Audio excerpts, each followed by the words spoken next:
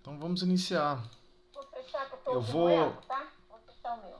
Tá ok, eu vou compartilhar aqui a leitura da página inicial. Quem tiver em condições de. Quem quiser e também igualmente acompanhar aqui pela tela, para facilitar, porque é do livro. Essa página de abertura da livro Fonte Viva. Acorda e ajuda. Todos me escutam bem? Sim. Ok, então vamos lá. Então, essa mensagem é referente ao versículo que está no Evangelho de Mateus, capítulo 8, versículo 22. O versículo: Jesus, porém, disse-lhe: Segue-me e deixa os mortos sepultar os seus mortos. Jesus não recomendou ao aprendiz deixar-se aos cadáveres, ou seja, aquele cadáver, ou seja, o corpo físico, né, já na condição sem fluido vital, o cuidado de enterrar um outro cadáver, e sim conferisse aos mortos o cuidado de enterrar os seus mortos. Há, em verdade, grande diferença. O cadáver é carne sem vida, enquanto que um morto é alguém que se ausenta da vida. Há muita gente que perambula nas sombras da morte sem morrer. Trânsfugas da evolução cerram-se entre as paredes da própria mente, cristalizados no egoísmo ou na vaidade, negando-se a partilhar a experiência comum. Mergulham-se em sepulcros de ouro, de vícios, de amargura e ilusão. Se vitimados pela tentação da riqueza, moram em túmulos de cifrões, de cifra, né? Cifras monetárias, em túmulos de cifrões. Se derrotados pelos hábitos perniciosos, hábitos nocivos, né? Encarceram-se em grades de sombra. Se prostrados pelo desalento, dormem no pranto da bancarrota moral. E se atormentados pelas mentiras com que envolvem a si mesmos, residem sob as lápides, dificilmente permeáveis dos enganos fatais. Aprenda a partilhar da luta coletiva. Sai cada dia de ti mesmo e busca sentir a dor do vizinho, a necessidade do próximo, as angústias de teu irmão, e ajuda quanto possas. Não te galvanizes na esfera do próprio eu. Desperta e vive com todos, por todos e para todos, porque ninguém respira tão somente para si.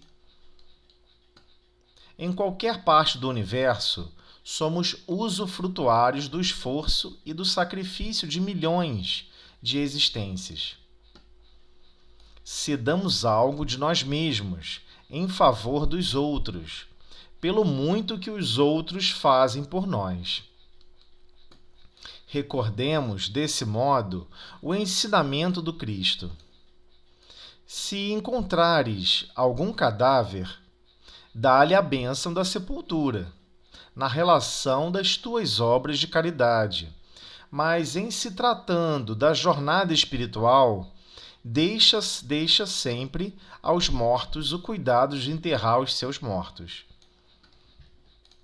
Bem, essa é mais uma das passagens do Cristo que foi muito mal compreendida e ainda causa ainda espanto por todos nós, né? Porque é um chamamento estranho para a gente ainda. É uma certa estranheza para a gente. Porque no fundo, a gente quer mais alguma coisa assim, que a gente receba um chamamento mais mecânico da vida. Né? Viver uma vida mais mecânica, mais automática. E o que Jesus está chamando nesse caso, na situação em que ocorreu, era para despertar aqueles que estavam muito mais preocupados, Havia toda uma necessidade, culturalmente, havia uma necessidade de fazer 2 dias para velar o corpo. Você tinha que ficar naquele pranto, naquela situação de tristeza profunda. E havia outras necessidades mais importantes, em ordem de classificação necessária das atividades de expansão do Evangelho, que Jesus queria chamar aquelas pessoas que estavam junto dele. Olha, deixar os mortos sepultar os seus mortos. Ou seja, já ocorreu a sepultura. Chegou o momento de absorver outros critérios, outros despertamentos. Porque culturalmente, qual era a ideia? Não, pela minha cultura, pela minha formação religiosa, eu preciso ficar 2 dias ou 2 noites, sabe lá quantos dias, num processo de murmúrio e sepultamento, né? Todo aquele ritual, toda uma ritualística com relação a sepultar um corpo físico. Mas o que é mais importante, né? O que era mais importante? Caminhar com Jesus naqueles ensinamentos, ou seja, você faz tudo o que é necessário com relação a dar corretamente o avanço da sepultura para aquele cadáver, ou continuar seguindo ao lado do Cristo, propagando a vivência do Evangelho. Havia uma necessidade maior. E é engraçado porque a gente continua preso às mesmas coisas. A gente prefere, se alguém falar o seguinte, vamos avançar num despertamento espiritual mais enobrecido, mais demandante para o nosso mundo íntimo, ou vamos ficar aqui sentado fazendo o velório de alguém por uma semana. Aí vamos ter festa, comes e bebes, vamos beber por fulano, vamos ficar aqui num prostracismo total. 99% de todos nós vamos escolher o prostracismo do que transformar o mundo íntimo e dinamizar o nosso mundo íntimo para terceiros. Porque essa é a grande revelação do Evangelho. Acorda, é porque o Pai espera algo diferente de todos nós. E Jesus deixou isso bem claro, deu uma chacoalhada em todos nós. Olha, Deus aguarda de todos nós uma postura completamente diferente.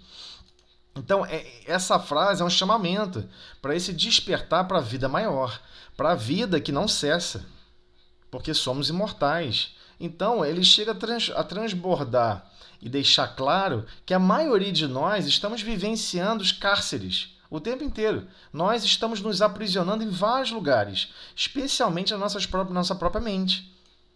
Nós não queremos experienciar coisas novas. Nós gostamos da vida exatamente repetitiva. Então tem pessoas que tomam café, sentam no mesmo lado da mesa. Toma café com a mesma xícara. Vai você usar a xícara da pessoa. E deixar de repente num lugar escondido ou quebrou a xícara. Nossa, virou uma guerra mundial. Porque ela precisa sentar naquela mesa, naquela cadeira, daquele lado, olhando aquela vista, tomando café daquele jeito. Nós gostamos de coisas realmente consolidadas, especialmente se for algo simples de cumprir. A gente bota na memória e vai lá e executa automaticamente. Só que o chamamento espiritual, o qual todos nós estamos subordinados, é para justamente remover esses cristais que nos estacionam, deixa a gente totalmente aprisionado em relação ao egoísmo e à vaidade. Nós ainda não percebemos o nosso próprio egoísmo e nossa própria vaidade. A gente está muito mais preocupado no nosso bem-estar, em estarmos vivenciando a vida adequada, que a gente acredita que é mais adequada, e que ter cada um que procure a sua. Então, o que ele está querendo chamar para todos, o cuidado para todos nós, é que todos nós, sem exceções, estamos mergulhados, de certa forma, em sepulcros. Seja ele de ouro, de vício, de amargura, de ilusão, alguma coisa nos aprisiona e não nos permite agir no bem como poderíamos estar agindo, se estivéssemos mais libertos, mais bem predispostos, com muito mais coragem e com muito mais o quê? Boa vontade. Então ele chega a entrar em detalhes. Né? Se todos nós nos sentimos vitimados pela tentação da riqueza, a gente acaba morando em túmulos de cifrões. Por que tem essa frase? Porque geralmente, quando você monta um projeto de ficar milionário e você decide ficar milionário, o que você faz? Você passa a não gastar nenhum cifrão, nenhum tostão. Se pudesse, você não gastaria nem com comida. Porque o importante é se tornar milionário. Então ele começa a guardar, guardar, guardar e desencarna. Então o túmulo dele né, fazendo alusão também um pouquinho aos egípcios, o túmulo dele está repleto de cifrões, que ele não conseguiu colocar em uso para nada, e o único objetivo que ele tinha de vida era acumular aqueles cifrões, ou seja, acumular aquela riqueza. Igualmente, ele comenta sobre todos nós quando nós estamos derrotados pelos hábitos perniciosos, hábitos nocivos, hábitos que não são bons nem para a gente mesmo, nem para os outros. Falar mal dos outros, criticar, viver um mundo de antagonismo. O que acontece com cada um de nós nesse momento? A gente acaba se encarcerando nas grades da sombra. Porque todos nós que estamos estudando o Espiritismo já entendemos que sombra é essa. Estamos vinculando nosso pensamento em vibrações, em frequências, alcançando ressonância, ou seja, batendo ali frequência com frequência, né? Um pico, um vale, um pico, um vale, um pico, um vale, certinho, criando ondas perfeitamente síncronas, em sincronia com as pessoas que nós não gostaríamos de estar sincronizados, que são pessoas viciadas no mal, que desejam o mal, que estão preocupadas em ver a destruição de tudo, e ver tudo acabar, e por aí vai. Então, esses grades de sombras que ele está comentando. E depois a gente se queixa. Poxa, a vida estava tão perturbada, não sei o que aconteceu comigo, tal dia eu fiquei tão perturbada, eu não sei. Mas a pessoa não consegue lembrar o que ela fez horas antes. Como ela se sentiu e o que ela animou de pensamento, de ânima do seu próprio espírito, né? O que ela transpirou do caminho, do fundo das suas emoções, que levou aquele quadro. Ela acredita que aquele quadro é externo. Nós gostamos de achar isso, né? Que todo quadro que a gente se sente mal é externo a nós mesmos. Que nós não somos fonte do desequilíbrio. Porque é agradável. Então ele fala, se prostrados no desalento, dormem no pranto da bancarrota moral. Você está desalentado, você fica naquela bancarrota moral toda a vida. E se atormentados pelas mentiras, com que envolve a si mesmos, residem sob a lápides, dificilmente permeáveis, dos enganos fatais. Então a pessoa fica se mentindo para si mesma. Não, acontece isso muito em local de trabalho. A pessoa fica falando para todo mundo, olha, eu sou excelente em fazer tal coisa. E fica falando isso para todo mundo, contando essa mentira para todo mundo. Estou dando um exemplo bem simples. E aí fica contando essa mentira. O que acontece depois? Surge uma tarefa que você precisa de uma pessoa especialista naquele treinamento, naquela capacidade. Ué, o que todo mundo faz? Coloca que aquela pessoa que vai executar aquela tarefa, né? Ué, mas aí a pessoa passa a perceber o quê? A crítica, o deboche, o desdém de todos aqueles que passam o quê? A, basicamente, mergulhar aquele outro ser num sepulcro danado de enganos fatais. A pessoa passa a viver um grande engano. Puxa, eu fui falar para todo mundo que eu sabia isso e me chamaram para prestar contas, para poder resolver esse trabalho com essa habilidade, eu não consegui executar. Eu provoquei um engano fatal. Inclusive, pode levar até o prejuízo maior de terceiros, né? Então, ele está comentando, ainda avança, aprende a participar da luta coletiva. Ou seja, nós não estamos vindo aqui para a Terra, e isso é difícil de entender, para desenvolvermos fé, desenvolvermos esperança, desenvolvermos uma série de valores morais para nós. Não tem sentido nenhum. Deus zela por todos, trabalha por todos, sem exceção. Jesus trabalha por todos, zela por todos, sem exceção. Propositalmente, Jesus fez o quê? Escolheu 12 discípulos, cada um deles totalmente, um diferente do outro. 3 pescadores, um coletor de impostos, o outro, né, Judas, era dono de um comércio, era dono de uma lojinha. Então, pegou propositalmente, o que ele podia ter feito? Podia ter pego só um tipo, né, de característica pessoal. Mas não, quis pegar bem plural e falar, olha, todos nós temos que aprender a conviver e a lidar com pessoas diferentes. E temos que aprender a amar e a servir a todas essas pessoas diferentes, porque todos eles são obras de Deus. Qual é o maior mandamento da lei? Não é amar a Deus sobre todas as coisas? de toda a tua alma, de todo o teu coração. Alguns gostam de emendar, né? E falar que até o próximo como a ti mesmo. Não, não, até o próximo como a ti mesmo é a segunda lei. A primeira lei é amar a Deus sobre todas as coisas, de toda a tua alma, de todo o teu coração. Ué, se você ama a Deus, como é que você pode aborrecer a obra dele? Como é que você pode amar a Deus e não cuidar, auxiliar a cuidar da obra dele, que são outros corações? Então não faz sentido. Nós estamos contrariando premissas básicas ainda. Então, aprenda a participar da luta coletiva. Quando ele chama aqui luta coletiva, é num sentido mais próximo. Ah, mas poxa, quer que eu vá o quê? Lá para a Bósnia? Ajudar no conflito da Bósnia? Não, não é isso. É ajudar, às vezes, o vizinho, um colega de trabalho, alguém com que você interage no dia a dia, que precisou de uma palavra, precisou de um carinho, precisou de uma atenção. Às vezes, sei lá, tá desencorajada, sem esperança, você vai lá, compra um caldo de cana e um pastel, a pessoa fica toda feliz, toda boba. Poxa, alguém pensou em mim. Mas poxa, não, alguém não pode ficar feliz com um caldo de cana e um pastel. Fica feliz sim. Porque não é o caldo de cana e o pastel em si, é o ato de lembrar do outro. Olha, eu estava muito preocupado com você. Eu senti que no fundo você estava precisando de uma cana de açúcar, um caldo de cana e um pastelzinho frito. Aí a pessoa fica toda boba, sabe? Porque estamos vivendo na cidade, e também igualmente no campo, é claro, né? Um distanciamento dos corações. Cada coração tá achando que a alegria e a felicidade é cada um acumular recursos para viver numa ilha deserta. E diversos milionários fizeram isso. Grandes pessoas enlouqueceram com os recursos da riqueza. Não é um ou dois, não. Diversos bilionários compraram ilhas, foram para lá, botaram um monte de arma, um monte de coisa doida na ilha e ficaram lá trancafiados. Porque acham que vai acontecer alguma coisa e que vão tomar todas as riquezas dele. Só que para quem compreende a imortalidade da alma e, acima de tudo, que todos nós somos espíritos e que vamos retornar várias e várias vezes, esses valores mundanos, o que são esses valores mundanos? O que gostaríamos de acreditar para o nosso destino?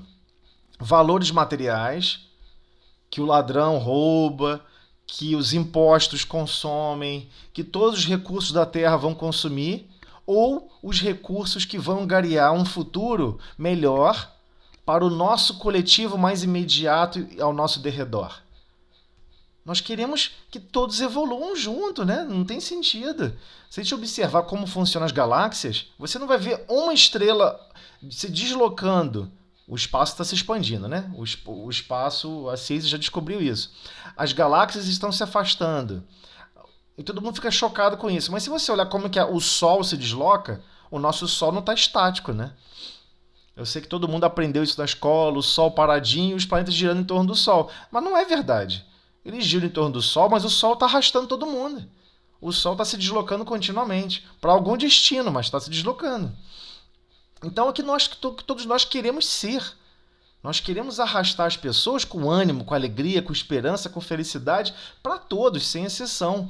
Ah, mas eu tenho uma chance de ter alegria, felicidade e esperança só para mim. Ué, isso deveria causar constrangimento com o nosso mundo íntimo. Peraí, esses não são os meus valores. Esses não são os meus objetivos de vida. O meu objetivo de vida é que a alegria que for gerada para mim, que possa se propagar para todos. Se for só para mim, eu não quero. Imagina se todos pensassem assim na Terra. Se surgir alguma fonte de alegria que seja só para mim, eu não quero. Eu só quero se for coletivo. No mínimo 5 ou 6. Aí o planeta rapidamente muda de expectativa com relação à felicidade, porque todos vão estar comprometidos com a felicidade coletiva, com a luta coletiva. Então sai cada dia de ti mesmo e busca sentir a dor do vizinho, a necessidade do próximo, as angústias do teu irmão. E ele deixou claro, e ajuda o quanto possas, porque por enquanto essa primeira parte a maioria de nós já fazemos. Aí a gente vai lá, conversa, descobre o que o vizinho está sentindo, a dor, o que o próximo tem de necessidade, as angústias que as pessoas têm. Aí chega nessa parte aqui, ó, e ajuda. Essa conjunção E aqui Não é alternativa. A gente, o E eu não faço ainda. Não, não, não. A gente só cumpre o parágrafo e a frase se a gente executa o E. E ajuda quantos possas. O quê? Dentro das nossas condições. Né? Não é algo tipo, não, vou fazer algo espetacular. Não. Às vezes a gente ajuda com a prece, com o silêncio, sei lá, uma caneca de açúcar. Olha, não tenho muito arroz, não. Você aceita uma caneca de arroz? Uma caneca de arroz. Você está passando fome, você entra uma caneca de arroz e nada. A caneca de arroz fica maravilhosa. Cada grão daquele passa a se tornar fantástico. Então não te galvanizes na esfera do próprio eu. Né? A galvanização é um fenômeno incrível. Né? Quem conhece um pouquinho desse fenômeno de galvanizar o metal, você bota o metal, né, num certo meio líquido e você cria uma espécie de uma pilha invertida. Né? Então você aplica corrente elétrica para que o anodo e o catodo, parte do catodo, solte particulados, elementos atômicos, que vão se depositar no catodo. E é um exemplo muito bonito. Não se galvanize na esfera do eu próprio. Parece que a gente fica tentando meio que só recobrir, né? Só criar camadas em nós mesmos. Camadas de alegria, camadas de contentamento, camadas de sei lá, de sensação boa. E o outro? Não, o outro não importa. Importa eu tenho que galvanizar, eu criar mais camadas para mim mesmo. Então desperta e vive com todos, por todos e para todos. Porque ninguém respira tão somente para si. Olha só, ninguém respira tão somente para si. Isso aqui é só frases pesadas. Porque nós sempre acreditamos que não, né? Eu tenho que respirar para manter meu corpo físico. Mas e se Deus está fornecendo todas essas capacidades e possibilidades, na verdade não é para te atender, é para que você possa colaborar com Ele atendendo a todos. E se, na verdade, a gente esteja respirando para um chamamento maior. E é isso que justamente que ele está comentando para a gente. Em qualquer parte do universo, somos usufrutuários do esforço e do sacrifício de milhões de existências. Então, é certo, por vezes onde estamos morando, alguém construiu a casa, alguém, no mínimo, preparou o solo. E a gente não tem consciência quantas vidas foram necessárias ou quantas existências foram necessárias para estabilizar e estabelecer certas questões básicas que a gente nem se importa mais e a gente não valoriza. Mas, ou seja, Deus, na sua sabedoria, busca sempre constranger a todos nós em hábitos e em atitudes que, na verdade, por mais que a gente esteja trilhando pelo egoísmo, a gente vai perceber que vai deixar tudo para trás e que vai ser benefício para o outro. Olha, se construiu isso tudo, o cara leva, sei lá, 30 anos construindo um prédio, que ele tem o maior orgulho da vida de ter construído aquele prédio. Mas ele desencarna e o prédio fica para outras pessoas. E talvez o primeiro grupo daquelas outras pessoas, que são os familiares, vão vender o prédio para pegar o dinheiro, para gastar com outras coisas, porque as pessoas de repente não gostam de obra e nem de construção, muito menos de prédio. E somente terceiros muito distantes é que realmente que gostam daquele edifício, que querem que diversas pessoas habitem e morem, criem famílias felizes naquele local, é que vão ser usufrutuários daquele empreendimento. Então, é forçosamente um constrangimento. Olha, você está maravilhado com isso, mas você vai ter que deixar. Não vai ficar com você, né? Então, cedamos algo de nós mesmos em favor dos outros, pelo muito que os outros fazem por nós. Então, muitos outros, embora a gente não goste de admitir, muitos outros fazem por nós. A gente não gosta. Isso aqui meio que cutuca um pouquinho, sei lá, nossa vaidade, o nosso orgulho. A gente não gosta de acreditar que muitos outros fazem alguma coisa por nós. Ah, mas a pessoa fez porque está ganhando salário. Não, mas a pessoa ela pode fazer mal feito. Ela pode fazer tentando te prejudicar.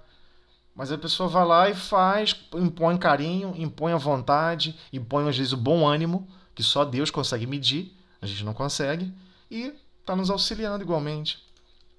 Então recordemos desse modo o ensinamento do Cristo. Se encontrares algum cadáver, dá-lhe benção da sepultura. Não é para ninguém deixar de enterrar ninguém. Na relação das tuas obras de caridade, mas em se tratando de jornada espiritual, aí a frase fecha legal.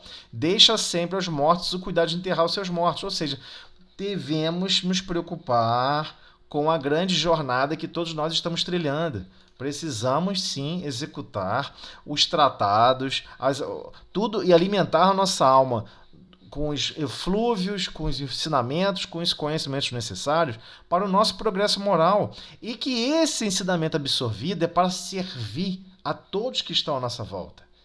Nada do que a gente aprende, nada do que a gente recebe. Mas eu desenvolvi uma ótima confiança no Pai para produzir a paz no meu mundo íntimo. Não. Para que essa paz seja comum a diversas pessoas, para que essa paz possa estar em serviço e se dilatando em atitudes positivas para todos. Nada que a gente executa, ou que a gente planeja, ou que a gente consiga, até mesmo a profissão, é para apenas e tão somente para todos nós. Não podemos cair no modismo do materialismo. Olha, eu aprendi matemática. Aí outra pessoa quer aprender matemática igual, está com dúvida no que eu já sei. Aí você fica pensando, poxa, se eu explicar para ela, ela vai saber tanto quanto eu sobre esse assunto.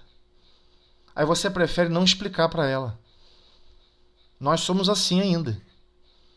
Porque nós queremos ser o maior na matemática, o maior na física. Só que na história e, acima de tudo, nos critérios de progresso para com Deus, é o contrário, é aquele que se faz de menor. O objetivo maior é aquele que se faz de menor. Olha, eu não sei quem eu sou em nível de matemática, mas eu quero que todos à minha volta sejam muito melhor do que eu em matemática. Eu quero que todos tenham muito mais conhecimento do que eu em física, do que eu em química, do que eu em sociologia, em biologia ou em qualquer área do conhecimento. Então o que você faz? Você passa a ter uma postura de convivência diferente. Você passa a querer, qualquer pessoa que esteja perto de você e tem uma dúvida, você quer explicar, desembuchar tudo que você sabe sobre aquele assunto, para que ela se encoraje e saiba mais do que você. E aí, ainda é muito difícil para todos nós temos um nível de possessão sobre as coisas absurda. E isso está criando o quê? Uma série de grades, nos separando dos outros trabalhadores da vinha. Enquanto que o objeto de trabalho da vinha, do reino de Deus, é o mundo interior do próximo. Não é simplesmente fazer uva, não. Né? Todas as vezes que o Cristo explicava pra gente, o rei, ia começar uma conversa, puxar uma conversa, o reino de Deus se assimila a, parece com... Por quê? Para tentar despertar alguns fragmentos de carinho, de zelo, de cuidado, de atenção a nível espiritual real, para poder modificar e dinamizar nosso mundo íntimo. Porque ele sabe que não tem como você, né, parir uma criança em quem não está grávida. Não tem como explicar melhor do que isso. O ato de querer produzir o bem, de querer viver o bem, você tem que estar com essa ânsia. Nossa, eu quero servir. Nossa, eu aprendi isso aqui, foi tão difícil para mim. Estudei 3 livros, 4 livros, só agora entendi. Por que não resumiram assim, como eu entendi? Escreve um livro e explica para todo mundo. Essa forma é mais fácil. Poxa, mas escrever um livro dá trabalho. Ou então a pessoa fala, poxa, mas se eu escrever um livro... e o meu trabalho, o meu esforço de ter estudado 5, 6 livros? Eu quero que todo mundo passe pelo mesmo esforço. Não, você não quer que todo mundo passe pelo mesmo esforço. Você quer que todos, na verdade, passem pelo mesmo sofrimento. Enquanto que você não tem como imaginar o quanto de assistência foi recebida e concedida para que pudesse cruzar, né, aquele momento de não entendimento, não compreensão, para o entendimento e a compreensão. Então, não é nosso. É de Deus, é divino, tudo é de Deus.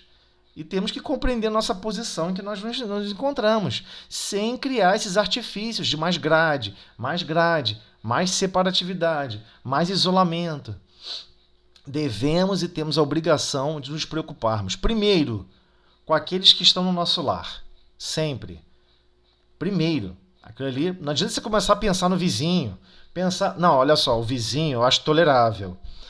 As pessoas mais distantes eu acho tolerável. Pô, mas lá em casa não dá não. É muito difícil. Eu conheço que as pessoas de casa na palma da minha mão. Não dá. Como não dá?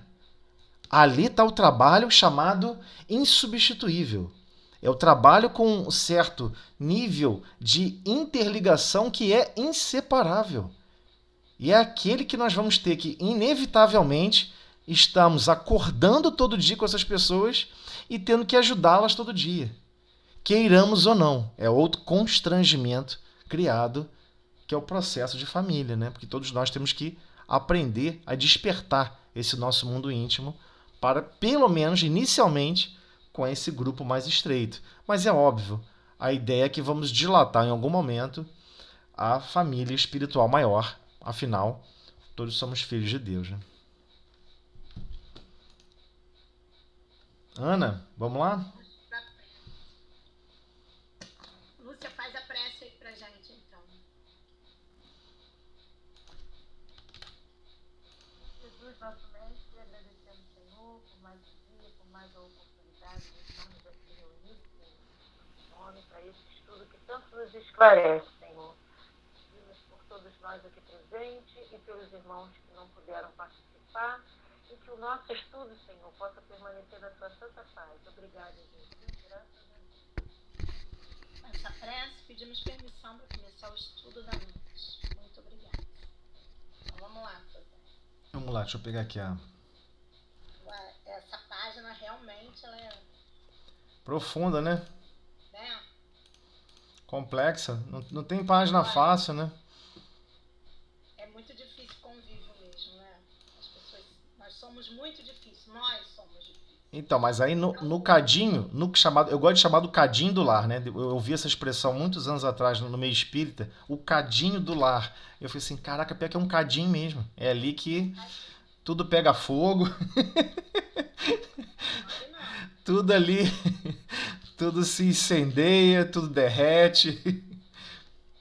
É ali que você tem que se equilibrar, né? Sim, Nós estamos na parte 5, é isso que eu te comunicações pedi. mediúnicas instrutivas. Só para recordar, nós conversamos então das comunicações mediúnicas frívolas, né? Na verdade foi as grosseiras, depois foi as frívolas, depois, para a gente não confundir, as sérias. Não necessariamente uma comunicação mediúnica séria, ela é instrutiva, apenas que parte de um espírito de alguém que é sério, não quer brincar, não quer zombar, a pessoa quer alcançar melhorias, aprimoramento, visa o desenvolvimento e aprimoramento de todos. E agora vamos adentrar na chamada, séries da instrutiva, correto? A instrutivas. E é interessante que é como se fosse assim, um pouquinho do livro dos médios, né? Sim. Até vai contribuir para o nosso estudo mais à frente na terça-feira. Não, com certeza. Com certeza. Esses estudos são interligados nesse sentido, sem dúvida. Então vamos lá. Comunicações mediúnicas instrutivas. Instrutivas são as comunicações sérias, cujo principal objeto consiste num ensinamento qualquer, dado pelos espíritos, sobre as ciências, a moral, a filosofia, etc. São mais ou menos profundas, conforme o grau de elevação e de desmaterialização do espírito. Para se retirarem frutos reais dessas comunicações, preciso é que elas sejam regulares e continuadas, com perseverança. Os espíritos sérios se ligam aos que desejam instruir-se e lhes secundam os esforços, deixando os espíritos levianos a tarefa de se divertirem, os que tais manifestações só veem passageira distração. Então, unicamente pela regularidade e frequência daquelas comunicações se pode apreciar o valor moral e intelectual dos espíritos que as dão e a confiança que elas merecem. Se para julgar os homens se necessita de experiência, muito mais ainda é esta necessária para se julgar os espíritos. Então, aqui eu queria fazer só um comentário bem rapidinho, eu juro que eu não vou falar muito. É comum, em diversos casos espíritas, a pessoa recebe uma mensagem, assina um espírito ou não, aí pega a mensagem e publica num blog. pega a mensagem, publica no, sei lá, Instagram, ou publica sei lá onde. Hoje em dia o acesso à comunicação é muito facilitado, aí vai todo mundo vendo aquela mensagem. Só que a própria história do espiritismo, ela deixa claro que isso não é adequado de se fazer. Quando a gente vai observar, por exemplo, Chico Xavier, antes de ele psicografar o primeiro livro, ele psicografou centenas ou até milhares de mensagens. Emmanuel pede para ele rasgar tudo e fala: acabou o treinamento. Agora vamos para a parte séria. Vamos agora ir numa sequência agora de... Por que isso, né? É estranho, mas a gente tem que parar para observar isso. Isso é um fato. E é um fato recorrente. Se vamos observar outros médiuns, Sueli Caldas Schubert e vários outros médiuns, antes de chegar a psicografar um livro, foi psicografar diversos outros materiais. Ó, agora vamos psicografar o livro. E por aí vai, entendeu? A gente tem que ter uma consciência que há uma necessidade de harmonia, não só do próprio médium, mas igualmente com relação à atividade, né?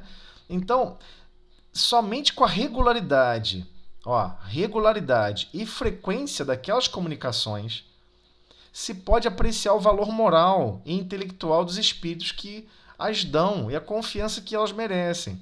Então, por isso que muitas pessoas não compreendem. Quando vêm de outras casas espíritas, começam a frequentar o Galileia, muitos tomam até susto, né?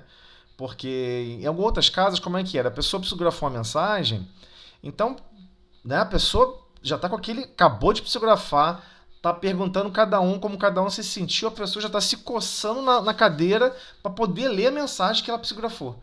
Porque ela achou muito bonita, muito valiosa. Tem ela consciência do teor da mensagem ou não.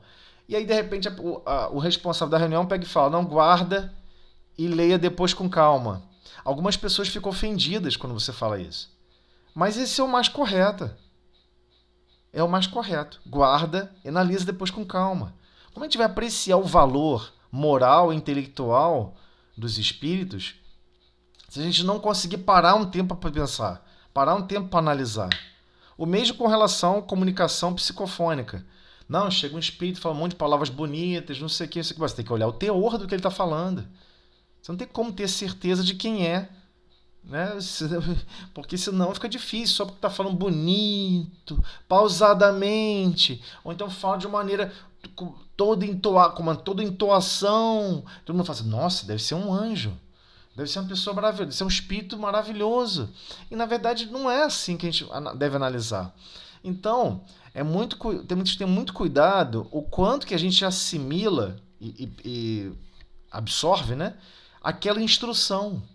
Eu achei essa mensagem muito instrutiva. Ela é instrutiva por si mesma ou é uma questão de quase que fascinação? A gente quer aceitar que aquela mensagem é muito instrutiva porque fomos nós que recebemos a mensagem. Isso é um perigo muito grande. Então tem certas mensagens que a melhor coisa... eu li e achei que foi fantástico. Vou entregar para o responsável do grupo. Queria que ele desse uma lida também, o que ele achasse. Olha aqui, vou entregar 3. O que você está achando? Às vezes o responsável do grupo vai falar assim: rasga e taca fogo. E a pessoa fica chocada, pode até ficar ofendida. Poxa, mas eu tô achando maravilhoso. Não, por você estar achando maravilhoso, que eu acho melhor você rasgar e tacar fogo. Para você se desprender. Se for realmente o espírito superior, ele vai entender que você está zelando pelo seu mundo íntimo. Você está preocupado com o seu mundo íntimo. Para não aguçar a sua vaidade. E é difícil, é muito difícil. Porque tem pessoas que não aceitam mesmo. Tem gente que quer porque quer, acabou da sessão de psicografia, fechou a reunião, tá perguntando cada um sentiu o que não sentiu. A pessoa quer ler, cara. E quer ler. Pô, não vai deixar eu ler, não? Eu já vi isso acontecer. Não vai deixar eu ler, não? Aí a pessoa, às vezes é meio tosca, né? No meio da reunião, fala: não vou deixar, não. Não é pra ler, não. Porque às vezes pode até falar uma coisa ali meia torta que de repente pode ofender alguém. Ou então pode ter algum escrito ali em duplo sentido. E que a pessoa, com certeza o médium não está com aquela maldade e com aquele foco de ficar fazendo uma apreciação de valor moral ou de valor intelectual, né? Do teor da mensagem. Então a gente tem que ter muito cuidado com relação a isso. Ainda mais nos dias atuais. Tem pessoas que psicografam Bota no blog, bota no YouTube, bota não sei o que, você fica assim, caraca, a pessoa realmente botou. Às vezes até de artistas que acabaram de desencarnar, você abre as redes, as mídias sociais aí, Sim. e já tem uma mensagem. E assim, é uma coisa tão absurda, e são coisas assim tão absurdas, né? Que será que o médium ele não pensou que fosse assim um espírito que está ali para humilhá-lo? Não, mas às vezes, como ele botou aqui, às vezes o que acontece? Como ele colocou aqui, ó, os espíritos sérios se ligam aos que desejam instruir-se. Então, tem médiuns que acham que já alcançou a evolução máxima, não precisa aprender mais nada. Ele vai dar um tropeção e vai cair no colo de Jesus. Não precisa evoluir mais nada. Então o que ele imagina?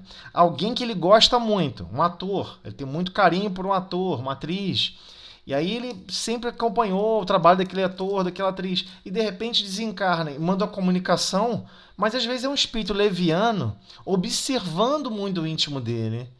E, inclusive, às vezes a pessoa pede, Senhor, queria tanto ser o primeiro a estar em contato com esse irmão, para mandar mensagem de carinho e de atenção para a família. Às vezes a pessoa, o médium, está até bem intencionado, mas assim, aquela boa intenção ainda é distorcida da realidade. Nós ainda somos assim, não podemos nos enganar. A maioria das nossas boas intenções são um pouquinho meio distorcidas. Interessante, Tosé, que Chico sabia que isso poderia acontecer depois que ele desencarnasse. E ele deu instruções, né? Ele falou que não ia se comunicar assim. Parece que ele deixou também algumas instruções para próximos a ele, para reconhecer quando era ele ou não é?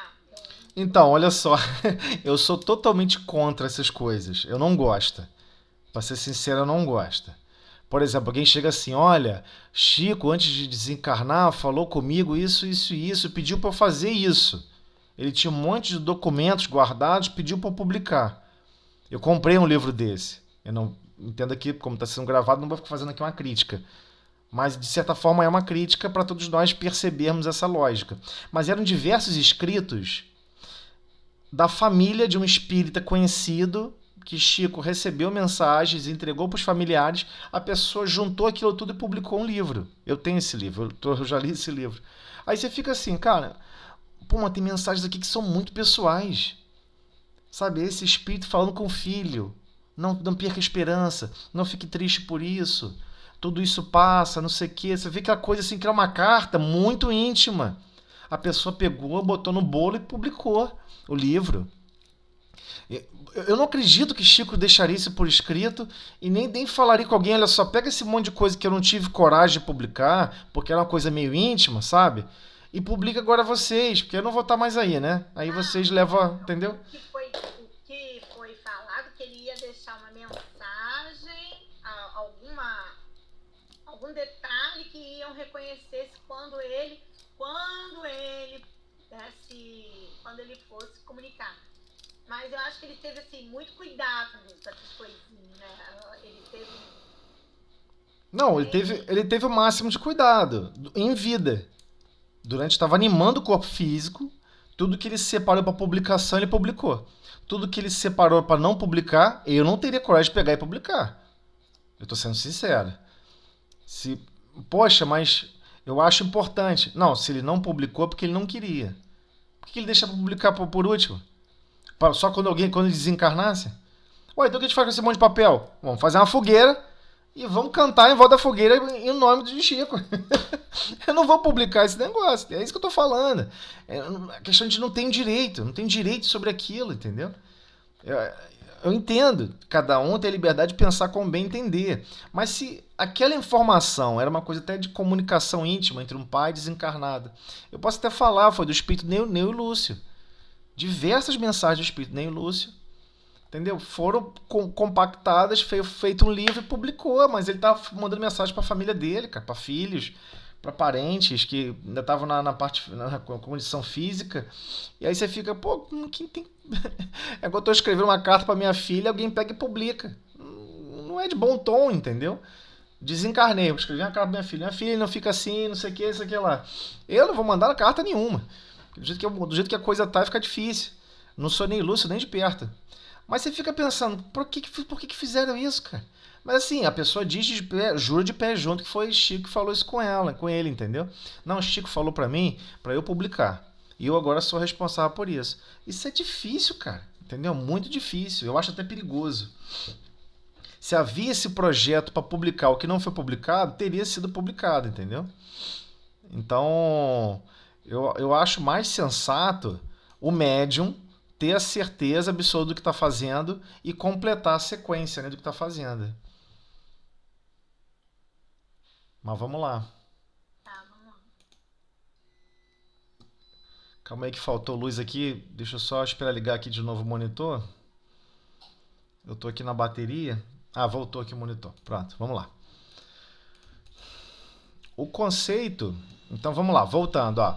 Agora fechamos esse parágrafo, que é muito importante. O grau de instrução da mensagem não é... Não, mas eu quero falar em público na hora da reunião mediúnica, né?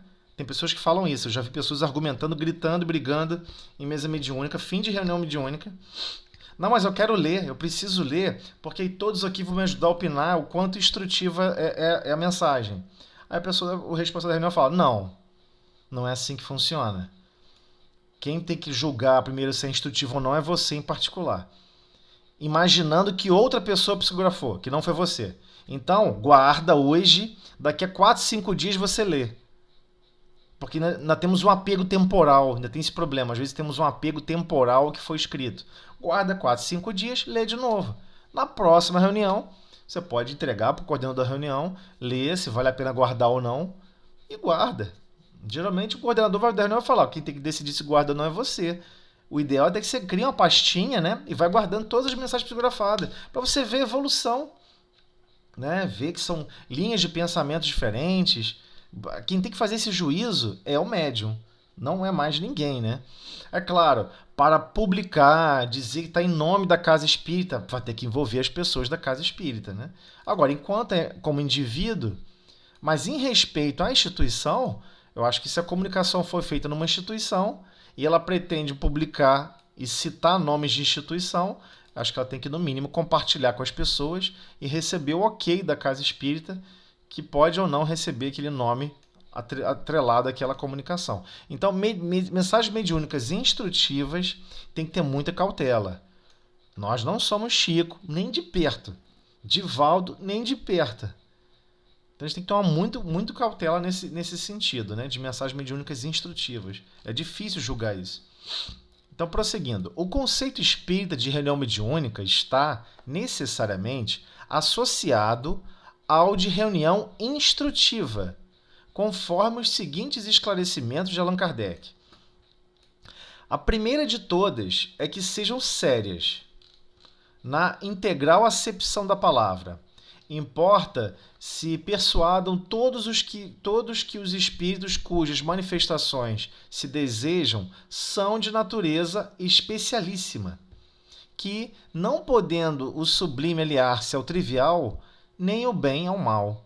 Quem quiser obter boas coisas precisa dirigir-se a bons espíritos.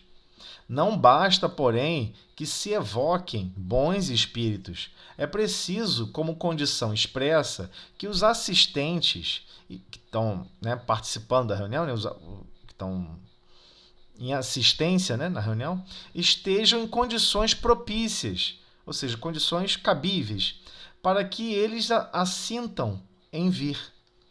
Ou seja, assintam de consentir, né, de dar assistência em vir.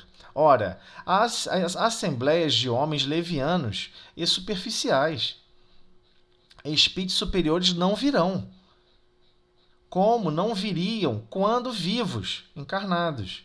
Uma reunião só é verdadeiramente séria quando cogita de coisas úteis, com exclusão de todas as demais. Então ele já botou, primeiro ponto da reunião mediúnica tem que ser séria, e ela tem que ter objetivos, ideais mais profundos. Qualificando de instrutivas as comunicações, supomos-las verdadeiras, pois os que não for verdadeiro não pode ser instrutivo, ainda que dito na mais imponente linguagem.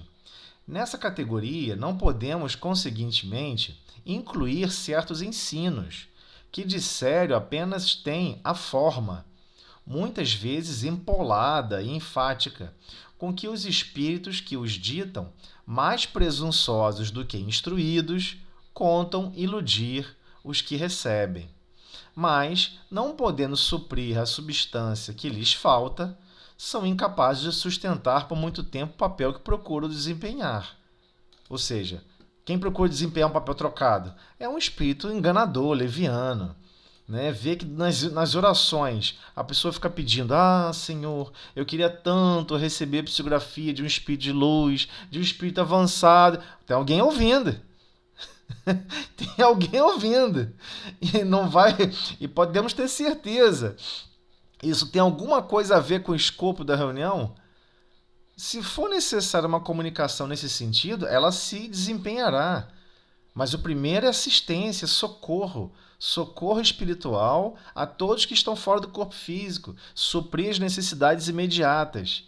É o primeiro ponto, é o primeiro passo. Se numa das comunicações surge uma comunicação esclarecedora, motivadora, que até embale as pessoas com mais esperança, com mais ânimo, que já aconteceu e acontece, ora, você vê que a pessoa não está tentando fugir da verdade. Então, se ele está tentando falando especificamente da verdade, por si só, a mensagem já vai ser instrutiva, porque ela vai despertar reminiscências, né? Temos que lembrar que temos que desempenhar adequadamente a nossa conduta mental, dilatar o nosso campo emocional em benefício de todos, sem crítica, sem represálias, e por aí vai. Então, o que acontece? Esse espírito leviano, se ele não conseguir, né, ter acesso, ele desiste. Eles são incapazes de sustentar por muito tempo o papel que procura desempenhar. Vamos supor, ele quer iludir um grupo inteiro. Acontece, tá? Diversas casas espíritas fracassaram. Aí você pensa, pô, mas por que Jesus não causou uma intervenção? Mas ele deixou justamente porque essa que era a intervenção que precisava. Foi melhor intervir. A intervenção foi: deixa um ir lá iludir todos eles com um objetivo simples e bobinho e que vai causar pouco problema, pouca destruição, do que deixar um extremamente perverso, extremamente inteligente, que vai causar um grande estrago. Então a gente não consegue pensar nisso, né? Que existe uma escala de algo pior que pode acontecer. Mas existe, é óbvio que existe. Então a gente tem que ter essa atenção e esse cuidado. Por vezes a espiritualidade superior permite. Vocês querem viver a fascinação? Vocês estão doidos para viver com fascinação, ideias fixas, essas coisas mirabolantes que não tem nada a ver com humildade, com benevolência, com indulgência, com perdão. Na verdade tem a ver com orgulho, com vaidade, com egoísmo. Não tem problema. Então tá precisando dessa lição. E a espiritualidade deixa. E quando vê, fecha a casa espírita. Acaba o grupo, fecha a casa espírita. Poxa, mas não tem... Mas muitas pessoas falam assim... Sim. Muito agora na pandemia, né? Fechamento das casas espíritas. Não se sustentam. Então, mas aí, olha só, existe um outro problema mais grave no meio espírita. Eu digo, talvez eu nem deveria falar isso aqui, mas eu vou falar. Existe um problema mais grave no meio espírita. O problema mais grave é que 99% dos participantes da casa, eles não se consideram efetivos trabalhadores da casa. Então, se, por exemplo, estiver aberto ou estiver fechado, muitos vão falar o seguinte: eu não posso ir aqui não? Então eu vou na outra, que é, sei lá, do bairro. Pô, vou pegar um ônibus a mais, ou vou ficar um pouco mais distante, mas aí eu vou na outra. E assim, e por vezes a casa estava sendo sustentada às vezes por 2 velhinhos, ou 3 pessoas. Aí esses 3 vão desencarnar. Lógico, não vai ficar ninguém na Terra encarnado para sempre. Aí vai e desencarna. Ué, mas quem vai abrir amanhã? Eu não quero não. Eu não. Aí fica igual jogo de voleibol. Deixa que eu deixo, né? Você vai receber o saque, deixa que eu deixo. Aí quando vê a bola tá no chão, entendeu? Aí a bola cai. Porque as pessoas não querem. A maioria das pessoas compromisso. Não quer. Que compromisso que é? Pô, mas é só uma apreensão a mais, não sei o quê. Eu tô fora. E aí eu sempre lembro de Paulo de Tarso. Paulo de Tarso é um cara assim que eu fico olhando e fico pensando assim, nossa senhora, Paulo é o cara. Quando Pedro pegou dinheiro com o Sinédrio, tá no livro Paulo e Estevão, Pedro, no momento lá de pico, né, de problemas, entenda que naquela época estava atendendo pessoas com feridas na perna, pessoas que não tinham onde beber água, não tinham comida, doenças, tudo quanto é tipo de privação mais grave. A Casa do Caminho recebia esses irmãos e Pedro cuidava, todo mundo cuidava, fazia o possível para se dilatar em recursos de ajuda e amparo. Só que cresceu. Então Pedro chegou a receber, tendo 40 camas dentro da Casa do Caminho. É porque a gente gosta de imaginar a Casa do Caminho coisa muito diferente. Não é muito diferente não, como qualquer outra instituição. Aí imagina 40 camas, você cuidando de 40 doentes, pessoas gemendo à noite, problema, febre, isso, aquilo, você tem que resolver tudo. A maioria geralmente mete o pé fora. Mas o que aconteceu? Pedro teve um problema gravíssimo. Ele teve que... Pedro e Tiago, né? Tiago e Pedro, percebendo a dificuldade, pegaram dinheiro emprestado com o Sinédrio. Porque surgiu um pico de problema. Eles, não podemos deixar essas pessoas desfalecidas. Pegou lá o recurso com o Sinédrio. Só que o Sinédrio, sabe como é que funciona? É igual você pegar recurso com uma instituição política. Ou com uma outra instituição religiosa, ou com uma instituição política. Ela passa a ser arvorar a dona do negócio, né? Dona da atividade, e vai querer que a atividade passe a ser conduzida do jeito dela. Então, o que aconteceu? Pedro não podia mais falar de Jesus. Em todas as explanações só podia falar de Moisés, falava triste, só podia falar das leis hebraicas, ficava na dele quieto. E aí ele ficava lá naquele jeito dele, sendo contido. Por quê? Tinham 2 soldados do Sinédrio do lado de Pedro. Quem não leu esse livro, Paulo e Estevão, recomenda. Então, Paulo de Tarso retorna de uma viagem e encontra aquela situação absurda. Tiago andando como se fosse com vestuário igual de uma pessoa do Sinédrio. Pedro não falava uma palavra sobre Jesus, não falava de esperança, não falava de paz, de harmonia, de amor, não falava nada, só ficava cabisbaixo e entristecido. Paulo, está acontecendo alguma coisa. Paulo é uma pessoa experiente. O que está acontecendo? E em nenhum momento Paulo conseguiu, de início, falar com Pedro. Em outro momento, dias depois, Paulo consegue encontrar Pedro. Pedro, o que está vendo? E Paulo já estava assim meio que... Como que Pedro e Tiago estão querendo desertar da tarefa do Cristo? Porque Saulo de Tarso era inflamada, né? Era inflamada. Então ele pensou, não, mas eu não posso pensar assim. Eu pensava assim no passado. Eu tenho que tentar compreender primeiro. Foi assim que Jesus ensinou. Olha só, Saulo de Tarso. Aí Saulo vai, cola com Pedro. Pedro, o que está vendo? Pedro começa a falar chorando, olha, fez isso, fiz aquilo, pegamos dinheiro emprestado com o Sinédrio, eu não sei mais o que fazer. E aí, ele, num ato de desespero, começa a chorar em desespero. Pedro começa a chorar para Paulo em desespero. Paulo de Tarso chega e fala assim para ele, basta, não se preocupe com nada mais sobre isso. Eu vou assumir esta dívida. Vou voltar em cada uma das igrejas que eu montei, Antioquia, o que foi, todos os recantos, vou pedir um pouquinho, um denáriozinho de cada um, vou voltar e vou saldar essa dívida. Não se perturbe mais por isso. Em alguns meses tudo isso vai estar resolvido. Como posso eu deixar você, Pedro, viver em amargura e tristeza? Impossível. Estou aqui para resolver esse problema. Silêncio assim, você fala, caraca, é o cara, rapaz. Saulo é o cara.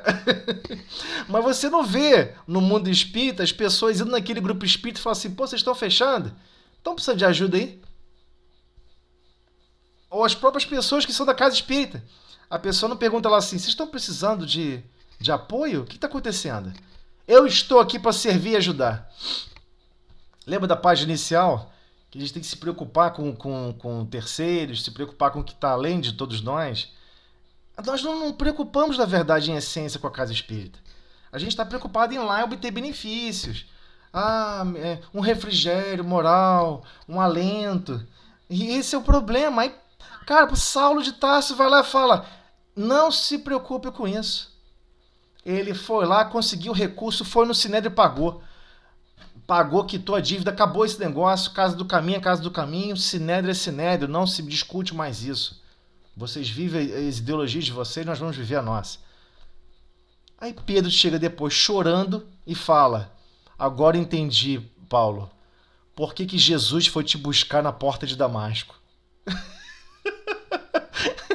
É por isso. É só por isso, entendeu?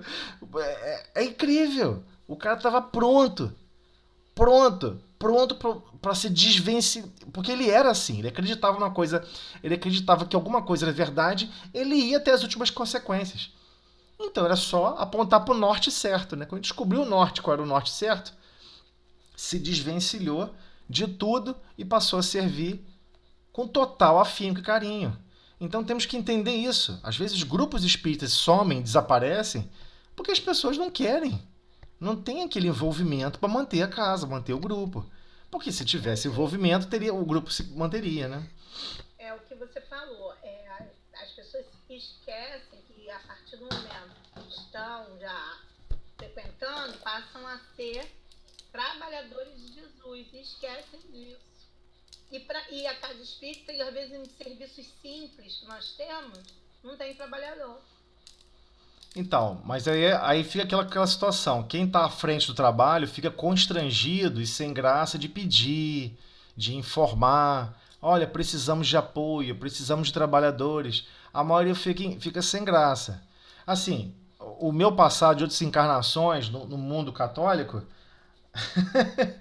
eu sinto uma angústia, né? Porque você fica assim, pô, ninguém tá pensando na continuidade das coisas, né? Parece que, sei lá, um dia pode desencadear de não ter continuidade. E acontece. Porque as pessoas não querem mais saber disso, que viver sua vida material, só materialismo. Não tem problema nenhum. Deus está permitindo, né? Deus não está pondo na frente, acabou. Não, ele está deixando. Então, a gente não tem como evitar, entendeu? Por vezes que aconteça isso. E acontece, tem várias casas em São Gonçalo que fecharam e não vão abrir, entendeu? Então, temos que buscar.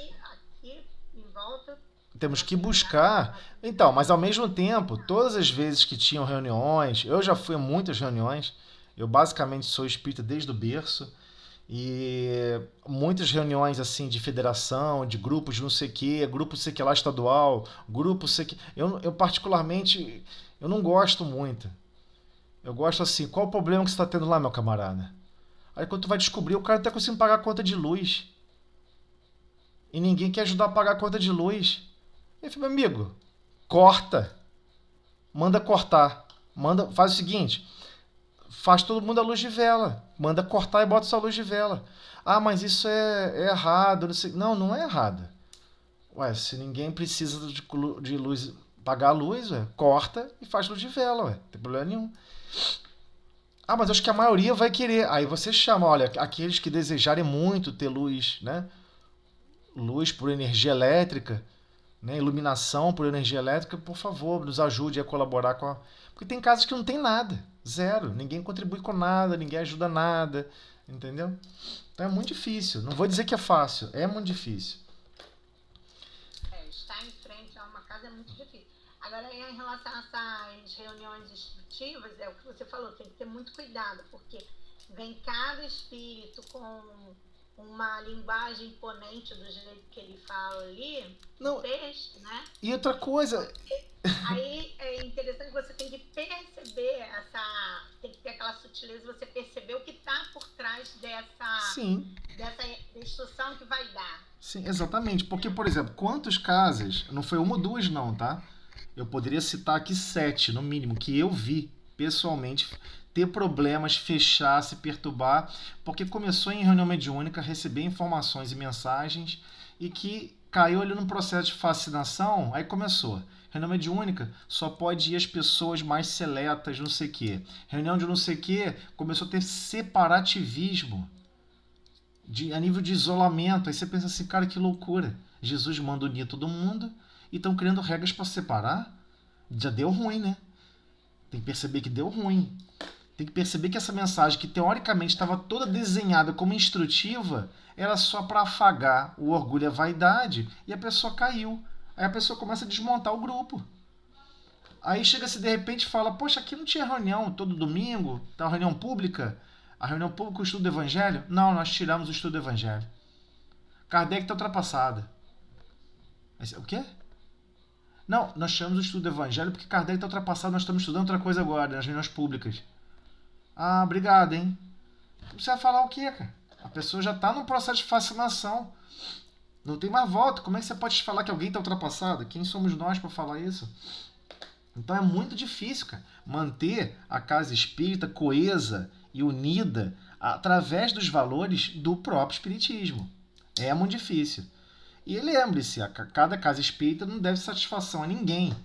Literalmente a ninguém. Ele bota o que ele quiser lá na placa, lá na frente. Ele não é uma franquia. Tipo assim, franquia do McDonald's. Agora eu não posso chegar e mudar o Big Mac, mudar não sei o que, fritar a batata frita, em vez de ser de batata, vou fazer de aipim. Não tem isso. Você não vai começar a vender aipim frito no McDonald's, entendeu? Porque é proibido. Se você fizer isso, você perde a franquia. Tem um contrato. Então as casas espíritas não têm um contrato para falar assim, ó, você tem que sempre estudar Kardec, no mínimo. E reunião pública é reunião de apoio moral, de apoio filosófico. Moral filosófico especialmente. Não vai botar para estudar coisas científicas, não sei o quê, no meio da reunião pública. Não é esse o objetivo. Então, assim, é muito difícil. Muito difícil. E vai você falar isso pra pessoa. Você vai arrumar uma guerra mundial, entendeu? A pessoa fica altamente zangada e chateada. Mas tudo começa, às vezes, aonde? Lá na mesa mediúnica. Às vezes num grupo, onde os participantes são os principais atores ali daquela casa. E começou um processo de fascinação. As pessoas que perceberam a fascinação e perceberam o problema se encolhem e mete o pé, sai, não quer entrar no dilema de ficar ao lado da verdade. Ficar ao lado da verdade é um preço muito alto, né? Então a gente tem que tomar muito cuidado sobre isso. E não dá guarida nunca para isso. Seja onde estivermos aqui, de repente cada um de vocês vão fundar uma casa espírita, não sei. Se não for nessa encarnação, vai ser na próxima. De repente vocês vão ter que ir lá, se lá nos Emirados Árabes, né? Aí a pessoa tá de burca, pô, vou montar uma casa espírita. Aí se montou, você tem que ter aquela consciência, pô, chegou a mensagem, tem que tomar muito cuidado. Porque às vezes chega a mensagem, pô, linda, palavras lindíssimas, uma escrita perfeita, nossa, gramaticalmente maravilhoso. Isso aqui só pode ter vindo do espírito superior. Mas qual o conteúdo moral? Qual o conteúdo moral? Né? É isso que a gente tem que olhar com muito cuidado. E quem sou eu para fazer análise moral de um conteúdo? Eu não tenho condições. Então eu faço a minha análise, pego a minha impressão, anoto, entrego para outra pessoa. Pô, fulano, você pode ajudar a ver isso aqui também? Eu estou achando estranho. Você pode me ajudar? Dá uma olhadinha, o que você acha? De repente você vai encontrar com alguém que tem mais experiência que você e vai falar, cara, rasga, joga fora. Essa frase aqui, ó, é contra o Cristo, é contra Kardec. E ela está usando um apelo para nossa vaidade. Não tem sentido. Um apelo para vaidade. Geralmente, quando um espírito superior escreve, ele, sem querer, nas entrelinhas, dá-lhe uma chapuletada no nosso orgulho, na nossa vaidade. E manda, ó, baixa a bola, seja humilde, ama e serve. Vem mensagens pesadas para dinamizar o nosso mundo íntimo, né? Para o caminho mais correto. Mais alguém quer falar alguma coisa? Que eu acho que agora que fechou, né, Ana? Fechamos aqui, Então fica aberto aí, por favor, pessoal. Fala aí, comentem, o que vocês acham. Tá bem, vai continuar mais um pedacinho ou vai parar aí? O que vocês acham, pessoal? Que aqui acabou, né? Esse capítulo acabou. É bem resumidinho, né? Agora a gente vai começar Vai começar um novo roteiro, o roteiro 5. Que é evocações e as comunicações espontâneas dos espíritos. Só pra gente atualizar esse termo, evocação. No período de Kardec se praticava esse termo, né? Evocação. no próprio Livro dos Médiuns, nós vamos descobrir que, mesmo no Livro dos Médiuns, embora se iniciem alguns pontos falando de evocação, Kardec chega e fala e deixa uma informação importante. Não se faz evocação nenhuma, de espírito nenhum. Mas temos que entender que o nosso desejo íntimo é uma evocação, é uma prece. Então tem pessoas que às vezes pode acontecer, tá? Não estou dizendo que aconteça. A pessoa senta na mesa mediúnica, puxa, queria tanto receber uma linda poesia de um espírito muito evoluído, puxa vida, e fica naquele desejo, sabe, de evoluir a mediunidade de forma geral. Porque a pessoa acredita que a evolução da mediunidade é dar passividade, né? Estar passivo a uma inteligência superior. A pessoa nunca acha que é transmitir a mensagem, não importa qual for, da melhor maneira possível, que seja um condutor, como se fosse um rio maravilhoso, cheio de árvores, cheio de pedras formosas, uma vegetação maravilhosa. A gente nunca acredita que é o conduzir a mensagem que é o mais importante. A gente sempre acha que é o teor da mensagem. Não, às vezes eu vou escrever alguma coisa, só vem escritos de ódio, de raiva. Mas quem está se comunicando está precisando se expressar assim. Só que ele vai se expressar num conduto, conduzindo o pensamento dele, aliado ao nosso. Ele vai estar sendo conduzido aquele pensamento, ele vai percebendo que até mesmo o médium, que é o mais integrante da comunicação, não participa daquele mesmo ódio. Não participa daquela mesma revolta. Está escrevendo palavras injuriosas e brigando e zangado. Ué, mas mesmo escrevendo aquelas palavras zangadas, o médium não está zangado. O médium está compreensivo. E até pensa, puxa vida, isso acontece com todos nós. Quando a gente está com o coração esvaziado de amor, de bondade, de carinho, de ternura. Realmente a gente fica com a vida muito seca, né? E daqui a pouco começa a reclamar da secura. Então, é esse o objetivo maior. E não ficar tentando delinear que mensagem que vem. Porque tem grupos que não gostariam de estar recebendo mensagens, e isso vale para a psicofonia, de irmãos desequilibrados, de irmãos suicidas, mensagens duras de pessoas espíritos altamente revoltados. Ué, mas é como se vocês construíssem um hospital gigante e passassem a definir no processo de triagem quem você vai atender ou não. Aí chega alguém com machado na cabeça, todo ensanguentado, todo esquartejado. Desculpa, amigo. Você não. Isso vai perturbar a nossa equipe. A nossa equipe vai ficar triste, ver você assim, ensanguentado. Você não. Isso não faz sentido, não tem o menor critério isso, entendeu? Então a gente precisa desconstruir isso do nosso mundo íntimo. Porque, não se engane, os médiuns que estão capacitados para comunicações mais complexas, para espíritos mais perturbados, mais enlouquecidos, suicidas, são espíritos que foram preparados. Essa mediunidade foi preparada antes de reencarnar. O processo ocorre antes, com antecedência. Nós, quando chegarmos nesse momento no livro dos Médiuns, vamos citar alguns livros e alguns capítulos de alguns livros de André Luiz, em que ele deixa isso bem claro. A mediunidade é construída de lá para cá, não é o contrário. Olha, eu estou até fazendo um planejamento aqui. Eu vou a 32 reuniões mediúnicas. Na 35ª, eu estou, recebendo mensagens de luz. Mas isso é vaidade. Só a vaidade é que tá buscando esse tipo de visão, esse tipo de postura. O médium em si tem que estar feliz quando mesmo os espíritos mais perturbados, mais levianos, mais alucinados, porque às vezes só numa mediunidade extremamente preparada é que a comunicação vai ser possível de ocorrer. E é engraçado, as pessoas têm percepção diferente.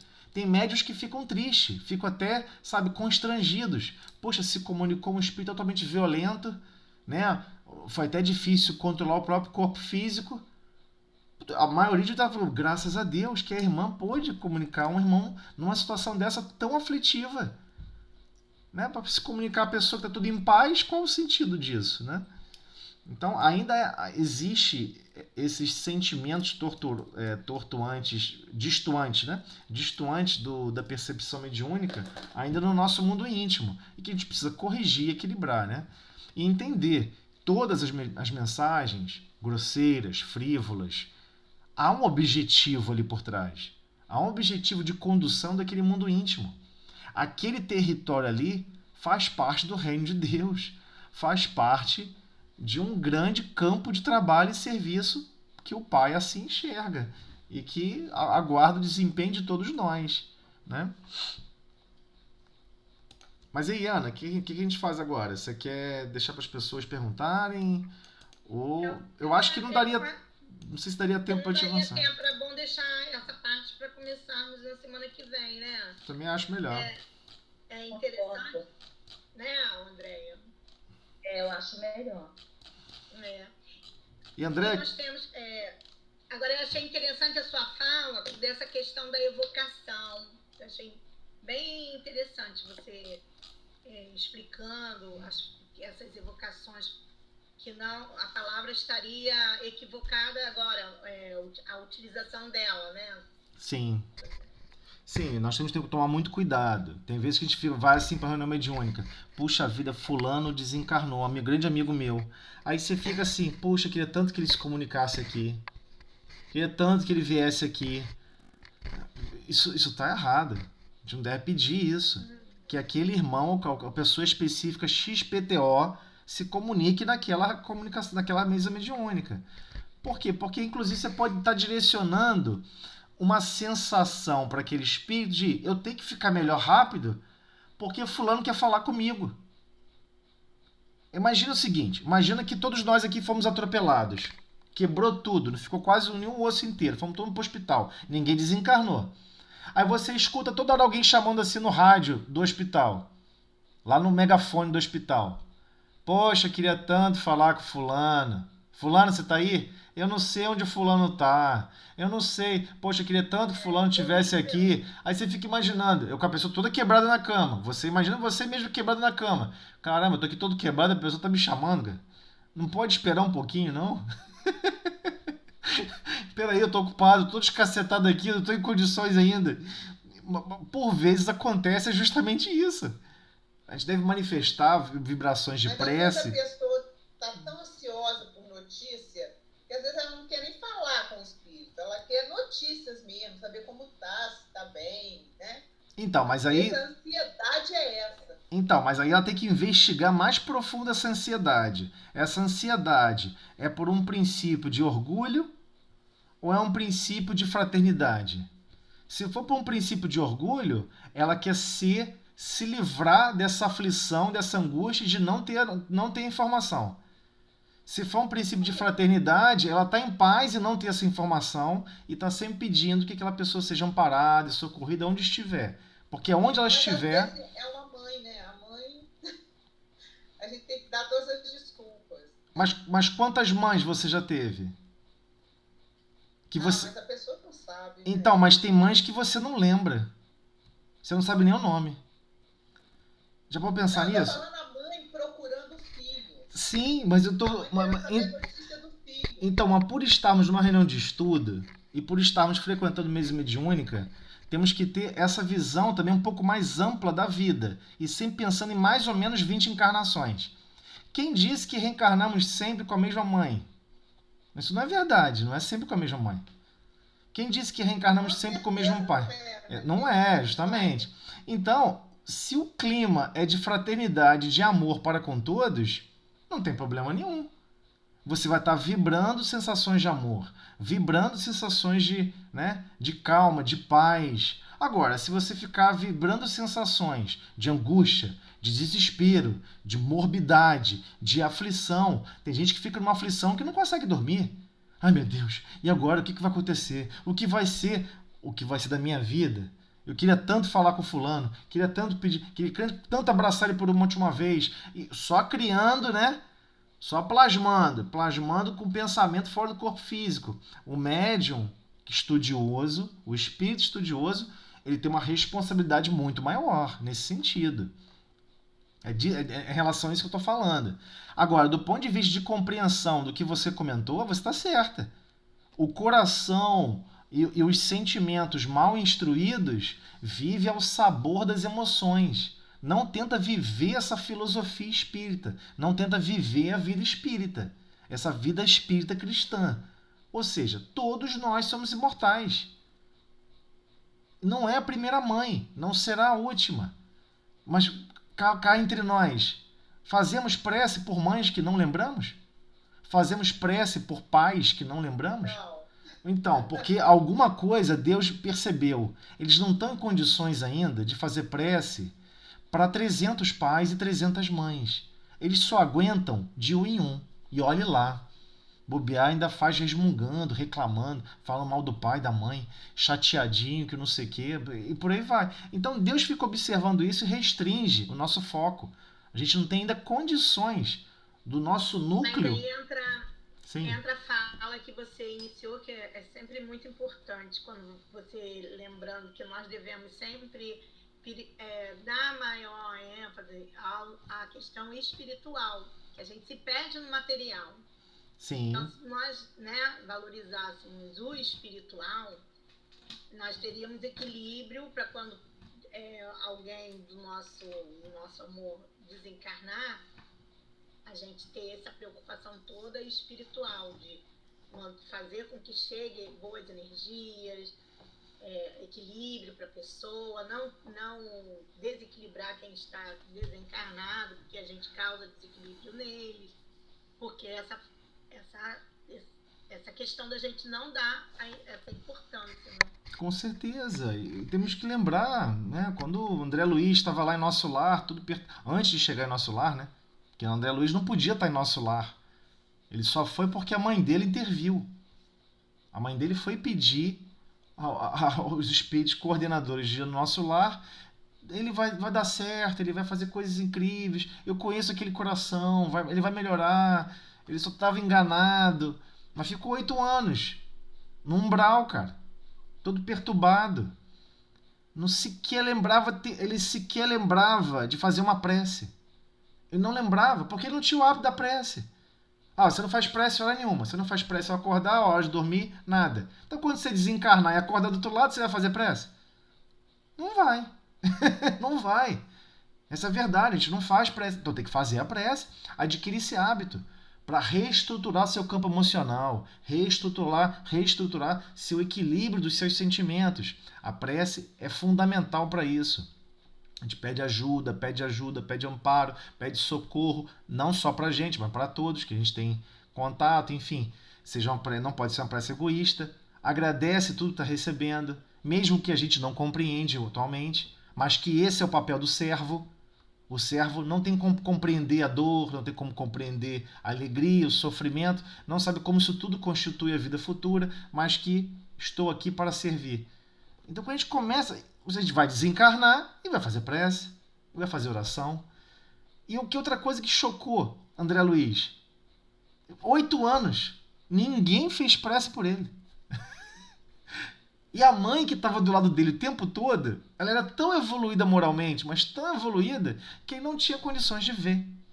Ele estava tão imaterializado, tão embrutecido ainda imaterializado, que ele não tinha condição de ver a mãe do lado. Estava amparando ele o tempo todo. Agora imagina a angústia da mãe, né? Ver o filho numa situação difícil e não tem como, cara. Está em outra frequência.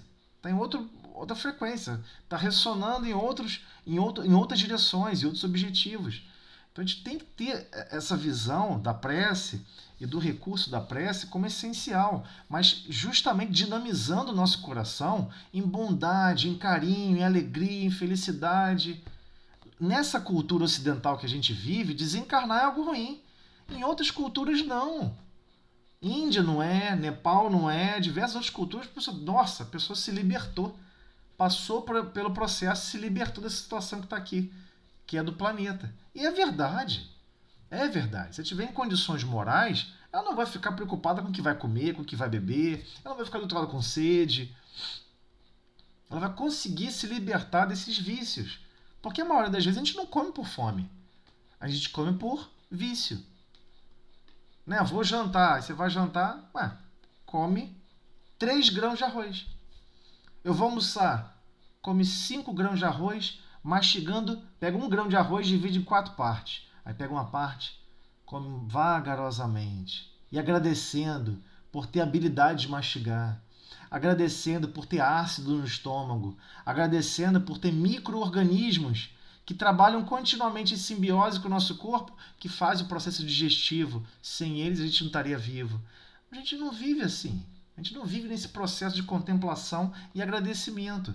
A gente está vivendo uma vida mecanicista, materialista, extremamente materialista e altamente egoísta.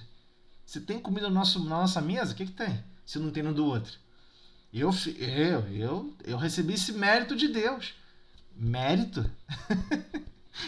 Ninguém está pisando nesse planeta tem mérito em coisa nenhuma. Todos nós somos altamente endividados com a lei. Só que ao contrário de como pensa a lei da Terra, as leis de Deus é tornar aqueles mais culpados com mais recursos de amparo, com mais recursos de ajuda, para se dilatar em mais bondade, em mais indulgência, em mais perdão. Dinamizar ao máximo as capacidades do amor. Por enquanto, por um critério quase que semi-automático. O nosso coração a gente evita de participar. Porque eu vou chorar. Porque eu posso ficar triste. Eu não quero sentir tristeza. Não quero isso. Eu não quero aquilo. E a gente fica tentando proteger nosso mundo íntimo. Porque no fundo, nós já trilhamos por diversos sofrimentos e dores por esse planeta. Mas chega um momento em que a gente vai ter que ajudar. Vamos ter que dilatar as possibilidades do nosso mundo íntimo em favor de todos, né? Especialmente na prece. Especialmente na prece. Então vamos para a prece. Faz a prece então aí, Tosé, para a gente finalizar. Senhor Jesus, Mestre de infinito amor e misericórdia, agradecemos, Senhor, todas as possibilidades, não apenas do estudo, da conversa fraterna, mas acima de tudo, Senhor, de todos os recursos que estamos recebendo para o nosso despertar, para dinamizarmos as possibilidades do nosso mundo íntimo, conduzindo a nossa palavra, o nosso pensamento, as nossas vibrações do nosso mundo íntimo, segundo seus critérios de amor, de doçura, de afabilidade, de ternura, compaixão, fraternidade genuína, o qual exemplificaste para todos nós, Senhor. Dai-nos força a todos nós. Igualmente, pedimos, Senhor, que os nossos lares possam ser ajudados, amparados e socorridos com a Tua luz, com as Tuas vibrações de amor, que ajuda a sustentar a marcha evolutiva do nosso coração ainda altamente egoísta, altamente orgulhoso e vaidoso. Dai-nos força, Senhor, para abandonarmos o nosso ponto de vista e seguirmos o Teu, ainda mesmo sem compreender, mas servindo e confiantes que no fundo construiremos um futuro melhor. Obrigado, Senhor. Com essa prece, pedimos permissão para terminar o estudo da noite. Muito obrigada, Senhor. Obrigada, gente. Boa noite para vocês. Obrigada, boa noite. Boa noite, boa noite.